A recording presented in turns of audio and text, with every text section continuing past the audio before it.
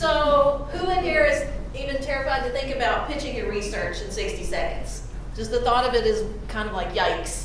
Raise them high. Okay, I know it's more than that, but that's okay.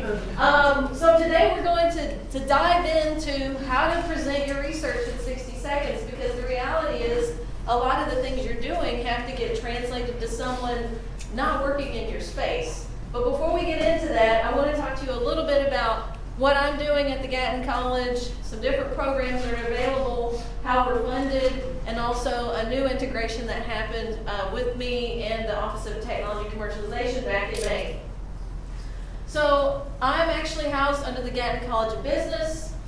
I'm partially funded by an Economic Development Administration grant, which is housed under the Department of Commerce. Also, part of this partnership is the Bluegrass Business Development Partnership, which includes Commerce Lexington, the city, and the University of Kentucky. There's a lot of partners that are helping stimulate entrepreneurial growth here in the Bluegrass. That includes the Small Business Development Center here in Lexington, and then the Office of Technology Commercialization. How many of you have heard of this office? Okay, very few people. Well, we're going to talk about some programs with that office. The Bluegrass Angels. How many of you knew that there was an angel group here in town? One person? Two? Okay, so Lexington is very, very supportive of early stage funding. The Von Allman Center for Entrepreneurship helps early stage entrepreneurs raise money at a certain stage.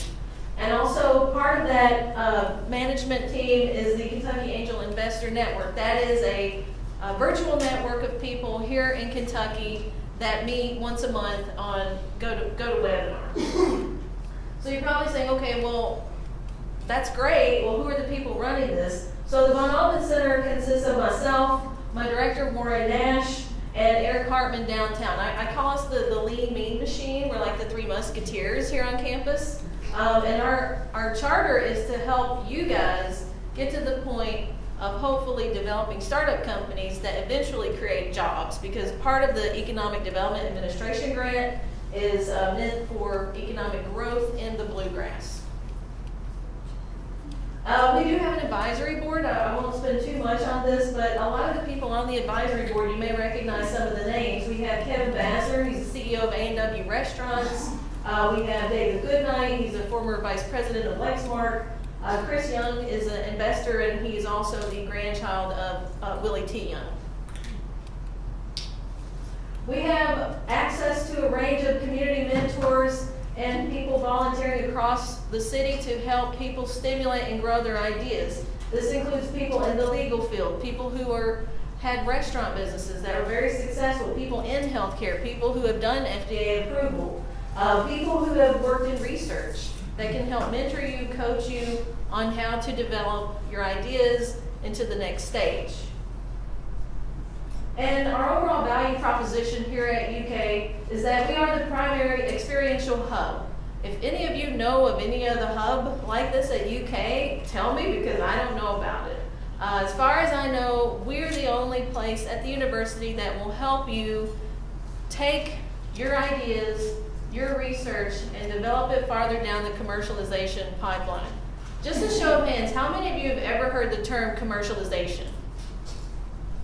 Okay, I'm going to call on someone.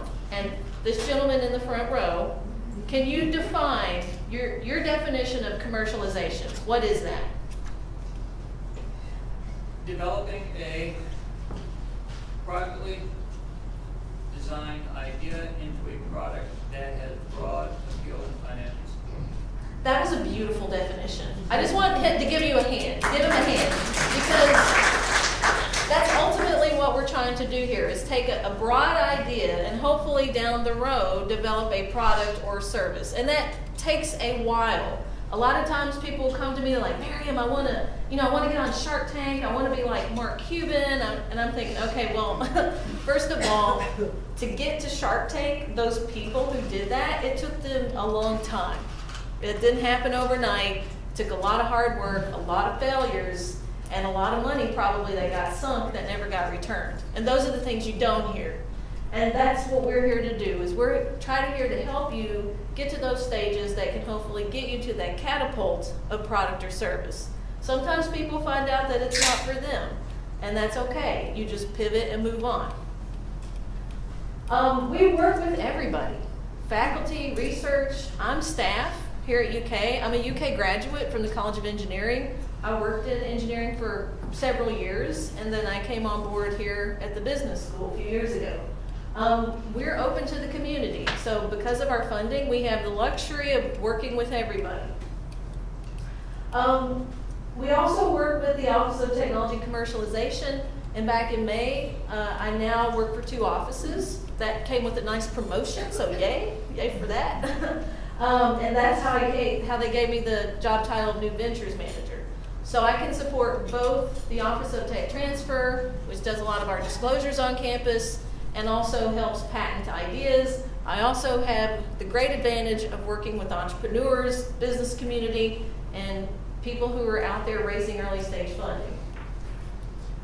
We also do a lot of work with engagement and retention. So part of the business school, one of the big issues right now with the strategic plan is engagement, retention, networking, helping students, staff, and faculty understand the resources available to help them stay at UK. A lot of times what people tell me is that, I've got a job in Boston because that's where the bioscience sector is. And I'm thinking, that's understandable. I mean, we get that, but the truth is we want to keep you here. And how do we do that? Well, we've got to innovate. We got to keep people's knowledge here and help them grow. We also help do a lot of connections. So potential company connections just right here. If you have something you're working on, come tell me about it. There's a high chance between myself, Warren, and Eric, we know someone we can introduce you to. The UK Excel program is a new program that was in a collaboration with the Office of Technology Commercialization and the Von Allman Center. It's a really cool program. It's a 90-day accelerator that takes research. You would disclose it to the Tech Transfer Office. You would go through a 90-day process of milestones that gives you access to Awesome Inc. How many of you have heard of Awesome Inc.? Raise them high. Just like 5 people? Okay. So let me tell you what Awesome Inc. is. It's an actual incubator downtown where they go, they do like Shark Tank style competitions called 5 Across. People pitch their ideas. You can also rent space there and work on your idea. And then you're surrounded by all these other entrepreneurs of varying stages, ages, and places in life. And it's really cool because the UK Excel program pushes you in that direction. We believe that in order for you to be successful entrepreneurs and business people, you've got to get outside of the lab, right? I don't think I met any entrepreneur that was like, oh, I was really successful just, working in the lab, making phone calls. I've never heard of that. And so the UK Excel program is that first step to get you outside of the office and hopefully into the business mindset.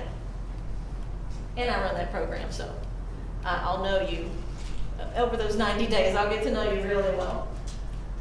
We have had success with it. We had a couple of graduates back in 2017, and they're here. They got their certificates. They went through the 90-day accelerator. We also had our 2018 graduates from Spring and Summer.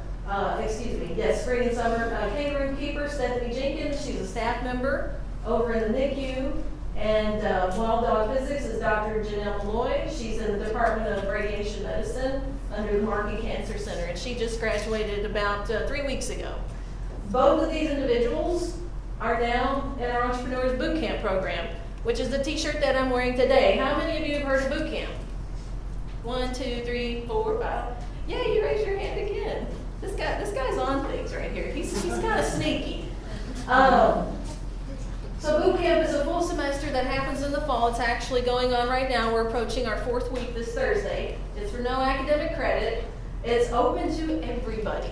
We've got such a big blend of people in there this year that I can't even believe it. We've got community. I've got one guy in there, he's retired. He's working on a software company. We've got students, people working on real ideas, their dreams. And that's over about 14 weeks during the fall, every Thursday at 5 o'clock. The biggest piece of the boot camp that we've seen be successful is the incentive for these people to actually win money at the end. So if they stay with it, of course attendance isn't required, there's a panel of real investors that they have to present to. And then we rank them in, I think, first through fifth. It ranges every year depending on our funding. But there's real money to be had at the end of that process. And it's really fun. I get to know all these teams. I get to meet a lot of people. Maura and Eric and I, we get to coach. And we learn a lot ourselves. I believe that every opportunity to speak and share is an opportunity for me to learn and to grow. So I want you to know that as you're learning, I am too, as I'm one of you as well. Just to give you an idea of the trend of the program, it started in 2015. My former boss and I, Dean Harvey, he had this idea. He was like, maybe we should start kind of a workshop and call it a boot camp and offer it to everybody. And I was like, okay, why not, right? We co-founded the program together. He retired after the first year, and I still miss him dearly. But as it continued to grow, we kept doing it. Warren and I plugged along, and as you can see, it just keeps going up. This year, I think over here, we had 102 applicants last year. This year, we had about 130, and we accepted roughly 40 projects. The year before was 30. So it's a pretty big margin in growth every year. This is our graduation. There's me, there's more down here at the bottom, and we had about 64 graduates from the program of varying backgrounds. The people here in the front are from the College of Engineering. We had some people from the College of Medicine. We had some students, people in the community who were angel investors, staff members, different parts of campus. These are the projects that were accepted, and these are all the team leaders for the semester. Does anybody recognize anyone on the screen? Where's Waldo? Okay, so you're here to learn how to pitch. First of all, it's awesome. Second of all, we got to do this. And one of my favorite quotes is by the hockey player, Wayne Gretzky. You miss 100% of the shots you don't take. And every scientist can relate to that, right? I'm an engineer. I understand numbers, quantification. Business doesn't work like that. I hear a lot of entrepreneurs say, well, how am I supposed to make financials when I have no funding? Well, they're based on assumptions. And you have to start somewhere. But if you never start, you're always going to miss. So there's a paper in front of you that you should have gotten when you came in to check in. It should say pitch your research. It's kind of a one-pager. We're going to talk about how to pitch your research in 60 seconds. I'm also going to ask a few people to pitch their research in 60 seconds. So don't get nervous. This is all volunteer-based. Oh, you're getting nervous. The first thing you should do, always introduce yourself. Who are you? What department are you from? What are you going to talk about? The next thing you should do, talk about the problem you're addressing. People can only relate if there's an issue, right? So you've got to be clear about that. What is it you're solving? There's a problem, but if all you're going to do is complain about it, you're not really solving anything, right? So what's your solution? Who are you going to impact? Is it going to be me? I don't know. You need to talk about the topic. If you're going to make an impact, who's it going to impact? Is it a quantity? Also, what's the market size? How many of you have ever looked at market size for your research? Nobody? You have? Can you tell us the market size for your research and also what is your research? I'm working on hepatitis C, and in 7 Kentucky, there's approximately 60,000 people known to have hepatitis C. So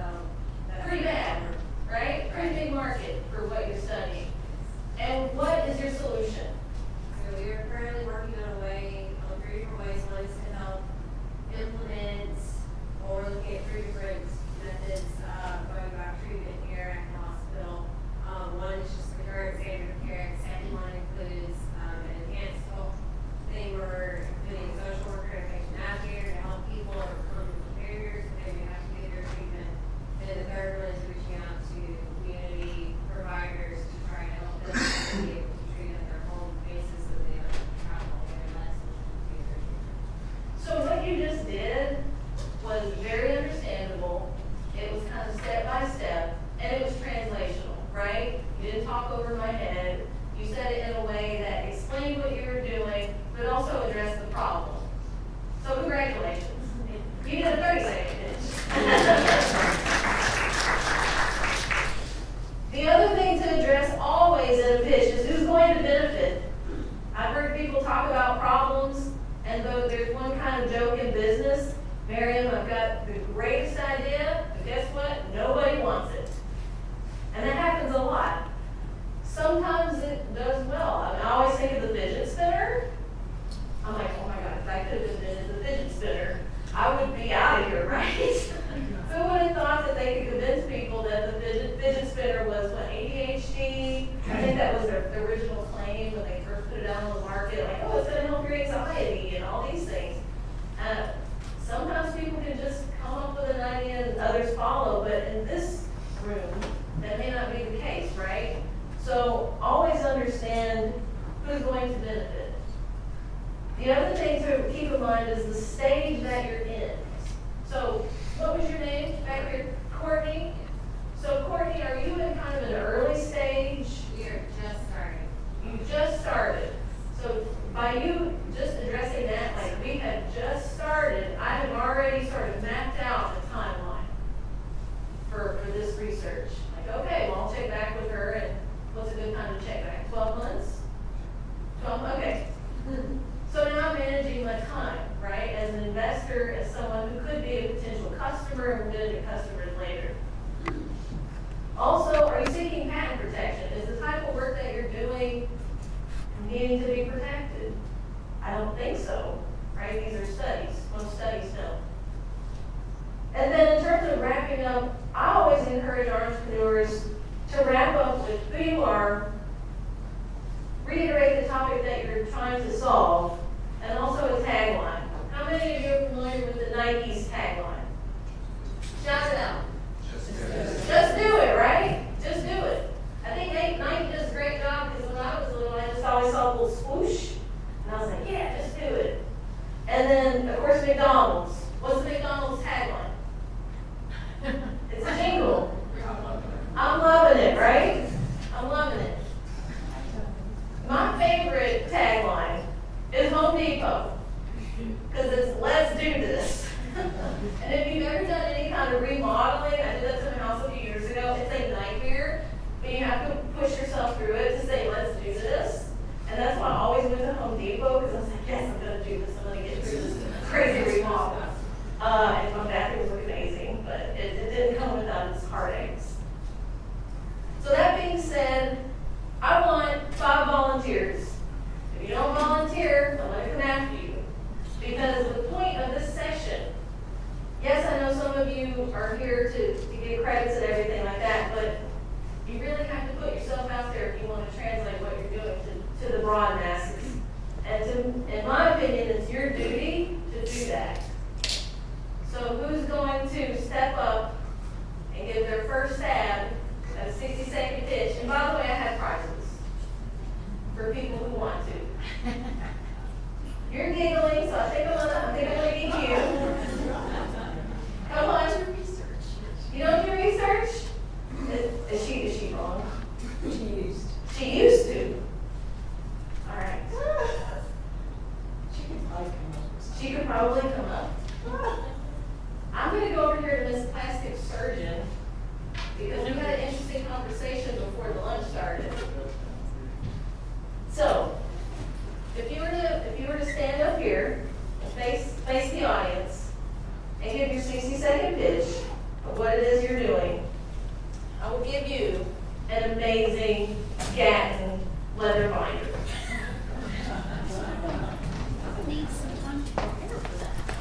You don't need any time. This is off the cuff. Because a lot of times what happens, and they call this elevator pitching. I see people leaving. I'm scared everyone out of the room. They call it an elevator pitch because you literally have that, whatever, 90 seconds, 30 seconds from the one floor to the next floor to get your point across. And so if you were in the elevator, think of it that way, and you were going to explain to me the type of work you're doing, what would you say? It's so bright.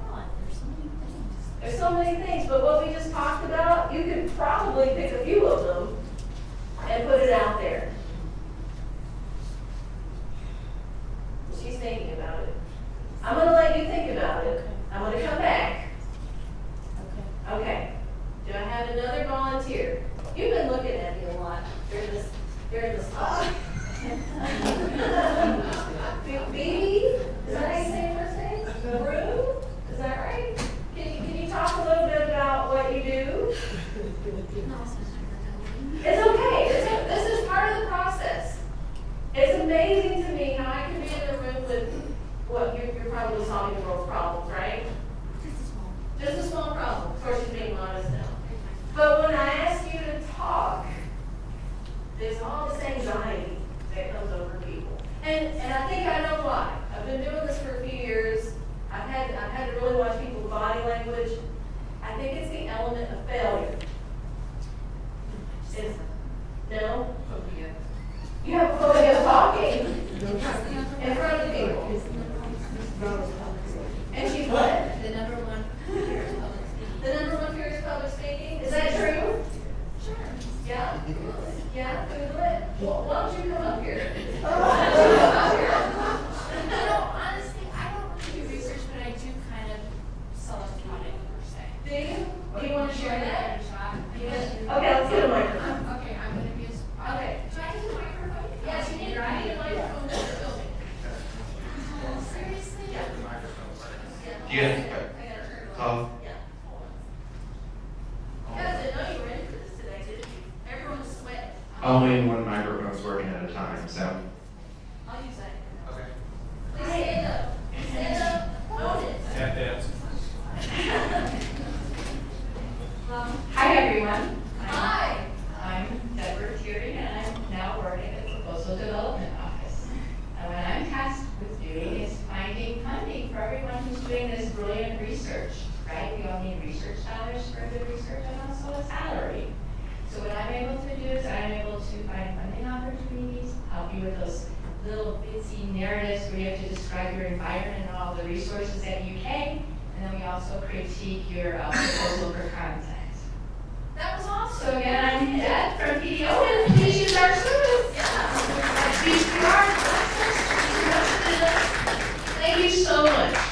And that was actually less than 60 seconds. Really? Yes. It sounds like an attorney. It's not like an attorney, but it was less than 60 seconds. So does now everybody kind of get the idea? Was that, It wasn't research and all this. that's okay. Every opportunity is an opportunity to sell yourself, right? And that's what she did. She was selling her office. So I'm gonna come over. I'm gonna come visit. Mariam, Yay. does she get one of these? She gets a binder. No, I'm paying it forward. You're paying it forward? That's very nice of you. Who wants to give a stab at this?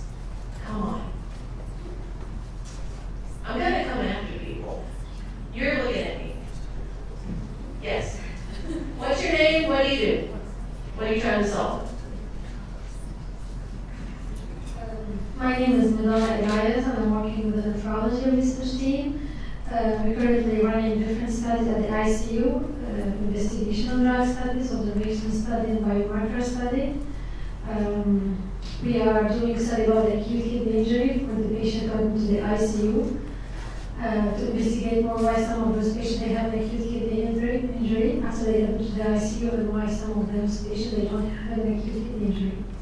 Very good. Very good. So can you talk about how this is funded? According to each protocol study, some of them funded by the pharmaceutical company. This is investigational drug studies, and some of them funded by the National Institute of Health, and some of them funded internal funding from the UK. It depends, it varies. It depends on the study. And what are your goals, your personal goals with this study? Which one? You are having many studies. Yeah, so what do you hope to accomplish? To improve the patient's quality services, of course, and to, just thinking new solution to, just improve the quality of services for patients. That was it. Let's give her a round.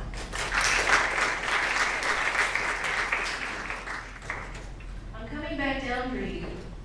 I'm coming back down. So you've had some time to think about it. would you like to give your 60-second pitch? Here she goes. Give her a hand. Come on. I'm Betsy Fink. I work in the Division of Plastic Surgery and Reconstruction here at UK. And I am not going to talk about research. I'm going to talk about a training course that we offer to residents. Currently, of course, our plastic surgery residents and oral surgery residents take our course. But we would certainly like to open it up to any residents or fellows that would be interested in getting hands-on training with an animal model in our lab, and it's a week-long course. It's a very unique training program. We're not aware of anyone else in Kentucky that is offering it. So it's a really good asset to our to enhance your credentials in microsurgery. Awesome. Thank you.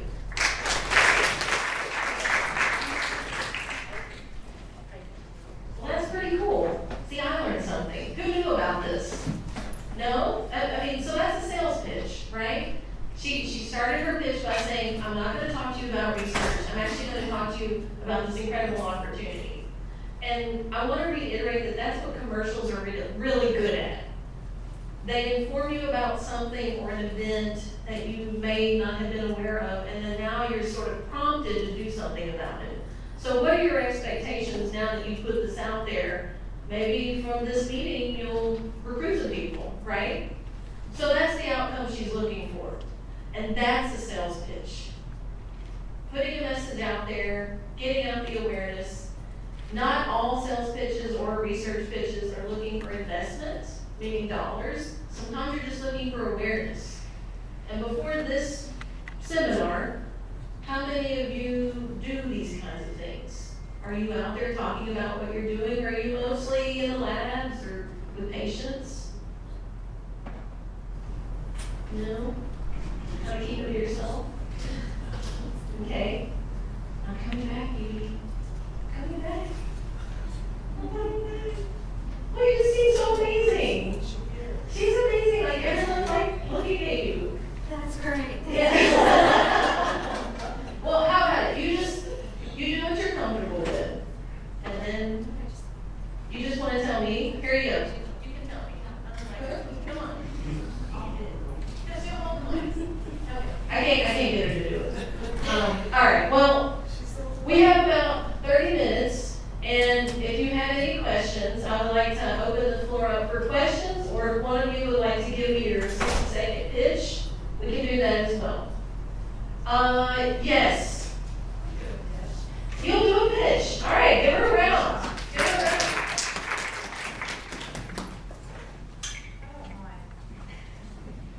Hello, my name is Mindy Gavin-Kruger with Kentucky Clinical Trials Network. One of the projects I'm working on now is the Kentucky League's quality implementation of quality lung cancer screening. And it is funded with Bristol Myers Squibb Foundation and Markey Cancer Center. And our goal for this research is to bring lung cancer screening to our community hospitals. And so we're looking to see if they are able to execute quality lung cancer screening, and so people can actually get those procedures done or get the scanning done closer to home rather than coming to an academic medical center. So for me, it's a wonderful opportunity because lung cancer is a leading cause of death in Kentucky. And for me personally, my wonderful grandmother who survived depression or tornado, forest fire. She did not survive Virginia Smith menopause. At the age of 95, she was diagnosed with lung cancer. And this strong woman who I admired my whole life was eaten up by this cancer, and it was brutal. And had lung cancer screening been available earlier on, she may have had more options available to her. So that's my pitch. Wow. Very nicely done. So I love that you integrated a personal story into your pitch. That's what great entrepreneurs do, is they weave in a personal connection to their idea. And I'm sorry to hear about your grandmother. She sounds like an amazing woman. But yeah, cancer's nasty stuff. It really is. And I think by you saying that, putting that out there, makes people hopefully more aware that there needs to be a solution to this. So thank you for that. That was really good. Anyone else? You raise your hand. Okay, can you talk into the microphone?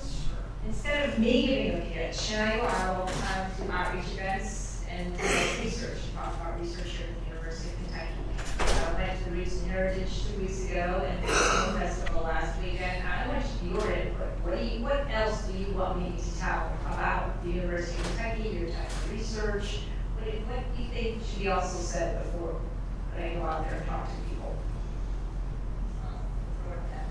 Okay, she's throwing it out there. So, what was your name again? Roxanne.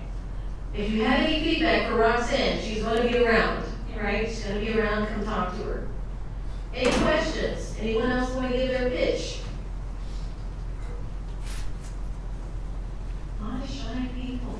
And by the way, I expected this, right? I know this is a lot to put on you all, and I can be a little bit pushy. I'm not gonna lie, but it gets results because at the end of the day, we're all just people, and that's how I approach things.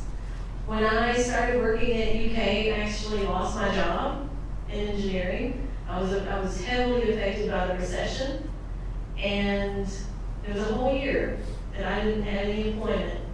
And so I was like, what am I gonna do? People weren't replying to my resumes. I would put stuff out there for jobs. I tried to start a company, and I fell right on its face. And then I was like, there was this job that popped up. I had no business background, zero. I had no business background at all. I just call it pure hustle. I kind of put myself out there and see what happens. I call it spaghetti. You just throw it to a wall and hopefully something sticks. And then this job happened. So I want you to know that within the realm of the things I'm doing, I consider myself its own startup. So I felt like I was starting over. Okay, gosh, how am I gonna help companies and I don't have any business background? Well, the truth is, Dean Harvey, who was my previous boss, he saw something, right? And I think that's why I'm here today, is because somebody sees something in you and a value that needs to be put out there. And that's what I encourage you to do today, is after this is all done, that you start putting yourself out there a little bit more. Go talk to your neighbor in the hallway. Go, talk to that staff member. We were just talking about a little bit of, I don't know if you want to call it separation, but this mentality of faculty and staff not maybe getting along or something like that. And I personally don't have that problem, but talking to people does make a difference. And I think as healthcare providers, as researchers, that's what you're here to do. So you have a charter, right? It's your responsibility to get out there, talk about what you're doing, and make people aware. And that's my job too. Okay, that's very preachy. But anyway, I'm Mariam. I think we're going to wrap up a little early today. If no one has any questions. And if you would like some individual pitch coaching, please reach out to me. My email is, I thought it was up there. It's on the handout. And you can connect with me on LinkedIn. We're also on Twitter at Von Center. I do a lot of talks like this. Of course, boot camp. That's every Thursday at 5 o'clock. We do offer a one-time observation. After that, we do ask that you commit to joining a team. And the reason for that is we do have a lot of free resources that these teams get access to, and they sign a non-disclosure agreement. So yeah, thank you for your time today. I hope this was helpful, and I hope you walk away feeling a little bit more inspired and a little bit more educated about the services here on UK's campus. Thank you so much.